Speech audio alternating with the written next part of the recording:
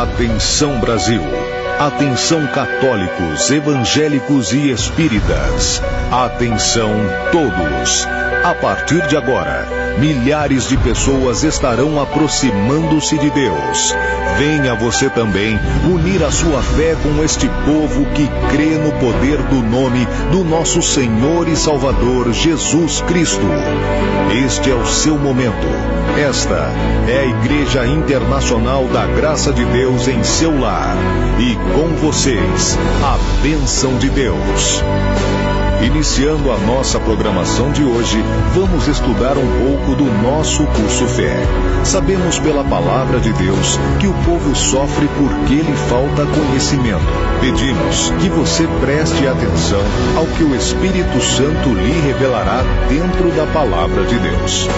Dividimos o curso Fé em módulos, e cada módulo se divide em lições, nas quais o missionário R.R. Soares exporá as verdades eternas na sua profundidade, mas com uma simplicidade tão grande que todos poderão entender. Vamos ao curso Fé.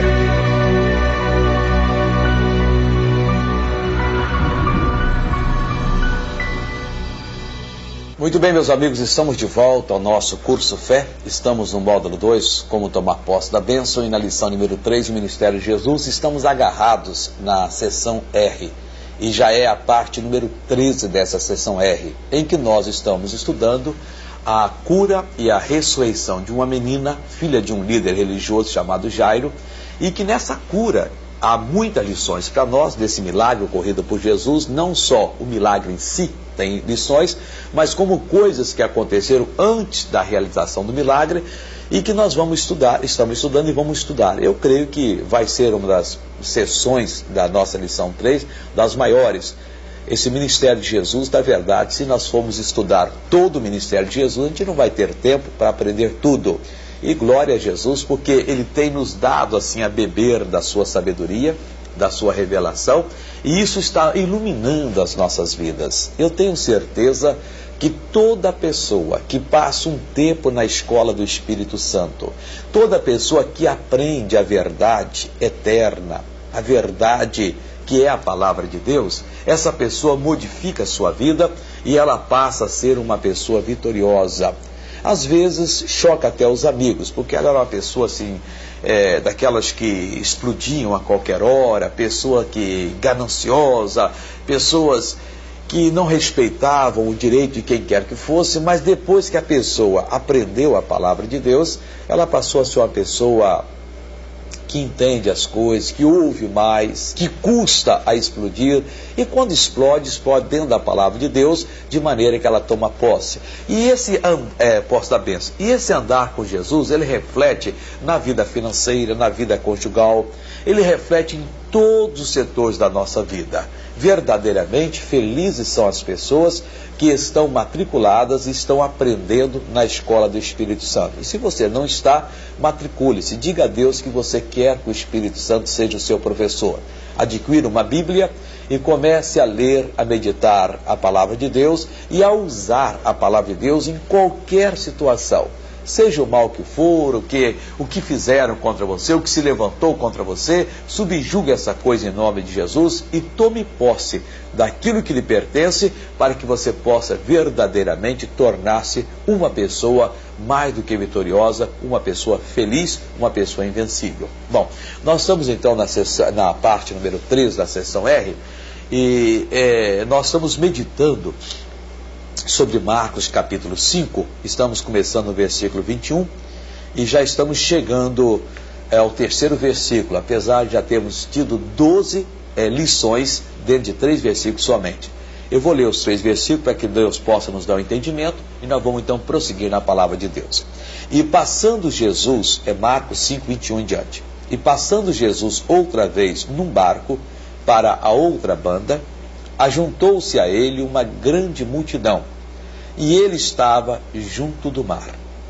E eis que chegou um dos principais da sinagoga, por nome Jairo, e vendo-o, prostrou-se aos seus pés, e rogava-lhe muito, dizendo: minha filha está moribunda, rogo-te que venhas e lhe imponhas as mãos, para que sare e viva. E foi, versículo 24, e foi com ele e seguia uma grande multidão que o apertava. Bom, o Jairo aqui, depois que ele viu Jesus, que ele andou atrás de Jesus, e ele descobriu onde Jesus estava, ele chegou perto de Jesus, ele prostrou-se, e diz a Bíblia que ele rogava-lhe muito. É aqui que eu quero hoje basear essa nossa lição. Nós precisamos aprender a rogar muito a Jesus. Não no sentido de repetir as mesmas palavras, mas de abrir o coração. Desde quando Adão pecou, o ser humano ele ficou afastado de Deus. E nesse seu afastamento de Deus, surgiram uma porção de coisas que fecharam completamente o rosto de Deus, que encobriram o rosto de Deus, que a Bíblia chama de iniquidades, transgressões, pecados, e que não deixa Deus ouvir o nosso clamor. Essas coisas se colocaram entre nós e Deus, mas sobre o ser humano. Quando a pessoa aceita Jesus, essa coisa é tirada. Mas ela ainda está distanciada de Deus. A palavra de Deus diz o seguinte: chegai-vos a Deus e Deus chegará a vós outros. Você sabe que há duas maneiras pelas quais nós erramos. Jesus disse: errais por não conhecer as Escrituras nem o poder de Deus. As Escrituras nós conhecemos por ler na Bíblia e por usá-la contra o mal. O poder de Deus nós conhecemos por usá-lo depois de termos orado, depois de termos acertado com Deus.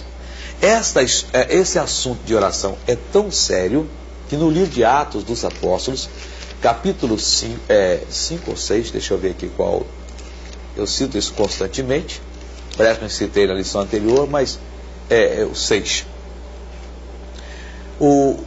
Eu vou lendo rapidamente para você entender. Ora, naqueles dias, crescendo o número dos discípulos, houve uma murmuração dos gregos contra os hebreus, porque as suas viúvas eram desprezadas do ministério cotidiano. E os 12, convocando a multidão dos discípulos, disseram: não é razoável que deixemos nós a palavra de Deus e sirvamos as mesas. Escolhei, pois, irmãos, dentre vós, 7 varões de boa reputação, cheios do Espírito Santo e de sabedoria, aos quais constituamos sobre este importante negócio. Mas nós perseveraremos na oração e no ministério da palavra. Quer dizer, os apóstolos em Jerusalém. Naquela época, quando a pessoa se convertia, o judeu se convertia, ele era expulso da sociedade. Então ele não tinha quem o amparasse. A igreja cristã que estava nascendo amparava todo mundo. Mas ali, inclusive era um costume, as pessoas tinham bem-vindias, traziam dinheiro, davam aos pés dos apóstolos para fazer as despesas, até que Deus desse uma decisão naquilo ali. Lógico, eu acho que eles não achavam que aquilo fosse para sempre. Bom, houve uma contenda ali, uma dissensão, porque os gregos acharam que as suas viúvas estavam sendo desprezadas, preteridas, as dos hebreus eram melhor atendidas. Então fizeram ali uma comissão e foram os apóstolos. E naturalmente pediram que os apóstolos, eles mesmos, tomassem conta daquela situação. Mas os apóstolos disseram: não é bom a gente deixar a palavra de Deus para servir às mesas. Então escolheram 7, mandou que se escolhesse 7 pessoas cheias de Espírito Santo, de boa reputação, que fossem diáconos, que servissem às mesas, enquanto eles, os pregadores, os apóstolos, se dedicariam à oração e ao ministério da palavra. Você está vendo aí que a oração é uma coisa importante. Tem pessoas que não conseguem orar mais do que 3, 5 minutos. Olha, o bom é quando você consegue passar 2, 3 horas. Entra na sala, no seu quarto, fecha a porta e tranca a porta e dobra os joelhos e ore e fale com Deus. Logicamente que nem todo dia a pessoa pode fazer isso, porque ela tem os seus afazeres. Mas de vez em quando é bom fazer. Orar e orar muito. O Jairo aqui, aos pés de Cristo, ele rogava muito. Mas, missionário, nós temos na Bíblia casos de pessoas que rogaram muito tempo. E eu vou lhe mostrar agora.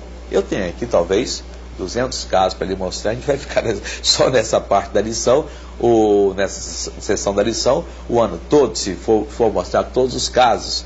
Daí daquela parábola de Jesus, em Lucas 18, em que ele falou da viúva, né, que tinha uma causa, que tinha um juiz, que não ouvia ninguém, era um homem que nem a Deus temia, não respeitava homem algum, mas essa mulher vinha e dizia: seu juiz, julga a minha causa, julga a minha causa. O juiz um dia se importunou e disse: olha, está aqui em Lucas capítulo 18, são casos que nós não podemos passar por cima. Aliás, aprenda uma coisa, em estudar, quando você estiver estudando a palavra de Deus, não tenha pressa. Se Deus quer lhe dar uma lição, que dê. Não fique aí querendo pegar uma outra, não. Deixa a outra para quando Ele quiser dar. Lucas capítulo 18, versículo 1. E contou-lhes também uma parábola sobre o dever de orar sempre e nunca desfalecer. Então sempre a pessoa tem que estar em oração. E dizia, havia numa cidade um certo juiz que nem a Deus temia, nem respeitava o homem. O próprio Jesus falando. Havia também naquela mesma cidade uma certa viúva, ia ter com ele, dizendo, faze-me justiça contra o meu adversário. E por algum tempo não quis, mas depois consigo, ainda que não tema a Deus, nem respeito os homens. Todavia, como essa viúva me molesta, hei de fazer-lhe justiça, para que, enfim, não volte e me importune mais. E disse o Senhor, ouviu o que diz o injusto juiz, e Deus não fará justiça aos seus escolhidos? Entenda bem, nós temos que, na palavra de Deus, observar esses pontos e começar a praticá-los. Você tem um problema em casa. A sua filha está morrendo na prostituição. O seu filho nas drogas. Ou você está passando fome. Ou você tem um problema conjugal daquele que aparentemente não tem solução. O seu esposo ou a sua esposa é um devasso, uma devassa, e diz na sua cara, eu não gosto de você, eu gosto do outro, da outra. E você fica magoado, mas o que eu vou fazer? Mas como tem gente ruim, e ele até, ou ela, lhe agride e tal. Meu irmão, você tem que orar muito. Ou minha irmã, você tem que orar muito. Mas abrir-se, porque a maldição sem causa não se cumpre. Quanto mais você orar, buscar a Deus, abrir-se diante de Deus, mais oportunidade você terá de Deus atingir você. E de você chegar perto de Deus. Nós temos um relato na Bíblia, no livro de 1 Reis, capítulo 18, versículo, acho que é 41. 1 Reis 18, vamos lá para o 1 Reis 18. É a história de Elias, quando ele havia orado para que não chovesse, e não choveu, por 3 anos e 6 meses.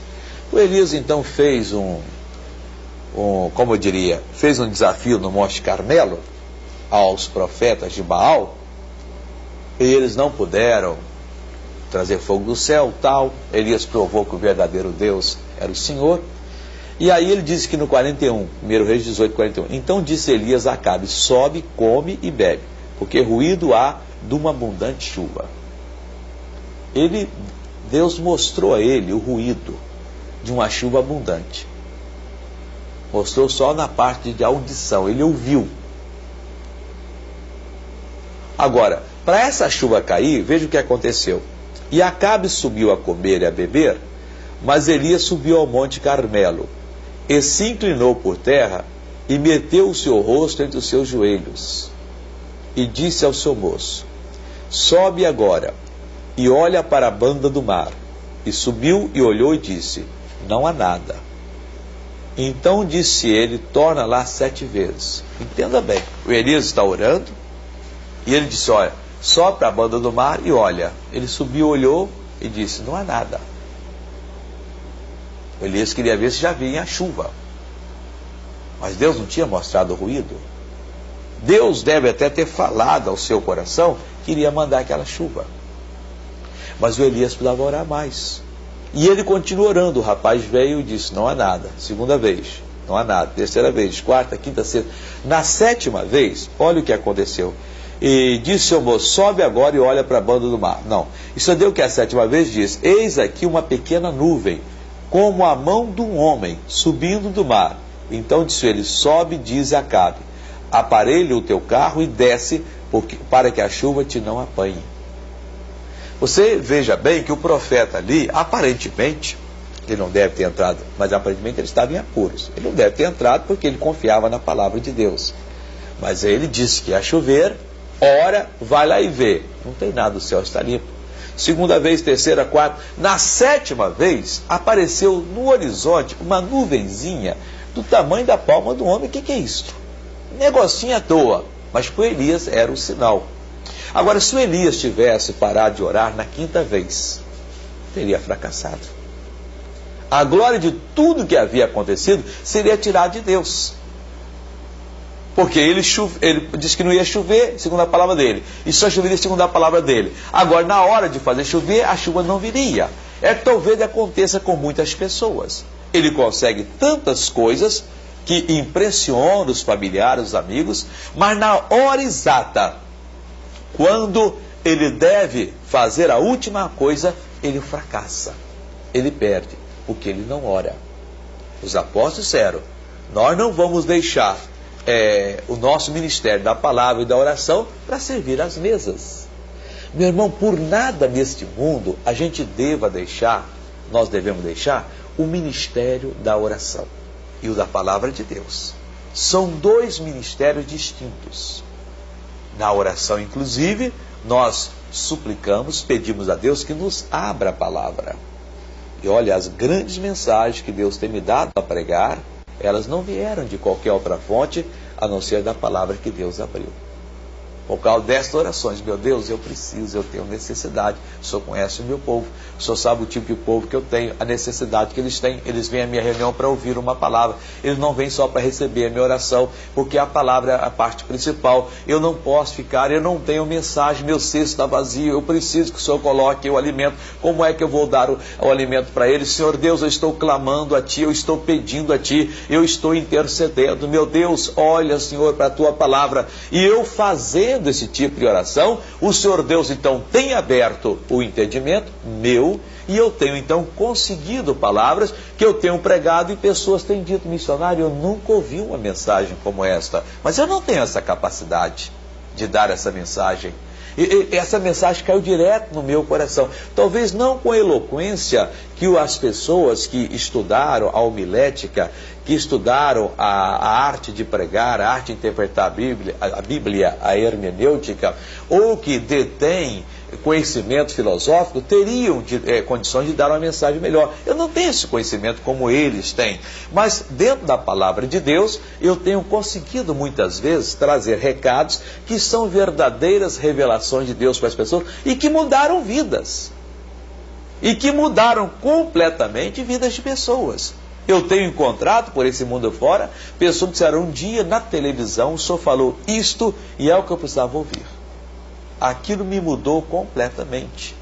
Ora, se nós precisamos da sabedoria, vamos buscar a Deus. E buscar como? Em oração, em súplica. Às vezes a igreja marca uma vigília e muitas pessoas, não, eu não posso, a noite toda. Eu acho essas pessoas bobas. Tem que ir, orar, e não conversar com ninguém não, dobrar o joelho ali. Deve até durante o dia, se possível, dormir um pouco, descansar, para ficar bem acordado lá, e falar com Deus, e falar, e falar, e falar, e falar, e de uma maneira que você consiga ficar ali 1, 2, 3, 4, 5 horas, até que realmente venha aquela certeza, aí você sabe, é o bastante. Eu já tenho o que eu estava precisando. O Jairo sabia disso. O Jairo veio aqui aos pés de Cristo e diz a palavra de Deus que ele rogava muito. Mas não foi pouco não. Ele sabia que ele estava diante da solução. Meu irmão, será que nós não sabemos coisa parecida? Será que Jesus, a palavra de Deus, você ainda não tem certeza que Ele é a única solução para o seu caso? Será que você não aprendeu ainda que Deus só pode ouvir você se você tiver a revelação da palavra fé? Ora, sem fé é impossível agradar a Deus, porque é necessário que aquele que se aproxime de Deus creia que Ele existe, que é o recompensador de todos quanto o procuram. Meu irmão, não tem jeito, não tem outra maneira, não pode ser diferente. Nós temos que aprender isso. O Jairo não, ele chegou e rogou, abriu o coração, orou, e o que aconteceu? Deus então deu ouvidos à sua oração. Deus o atendeu e ele saiu dali completamente justificado. É o que acontece com toda e qualquer pessoa que ora, busca e ela sai justificada em nome de Cristo. Então, a partir de hoje, dedique tempo à oração, a buscar, a orar e a suplicar de Deus.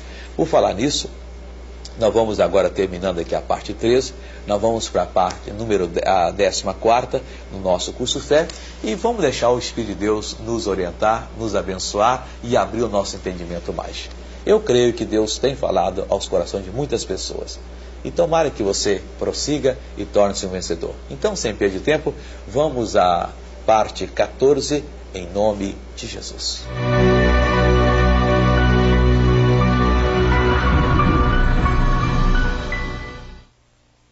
Joey Vasconcelos, CD Sempre Com...